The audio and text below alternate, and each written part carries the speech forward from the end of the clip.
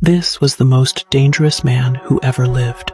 In the 1940s, a plane carrying 100 prisoners crashed on a remote island. Only 30 survived, including Grant Heft Otto, a man arrested for stealing cars. At first, the prisoners managed, but as weeks passed with no rescue, their food ran out and panic set in. Then, prisoners started disappearing at night. One of them was Grant. Some believed the island's center was haunted. By the end of the first month, only a few prisoners remained.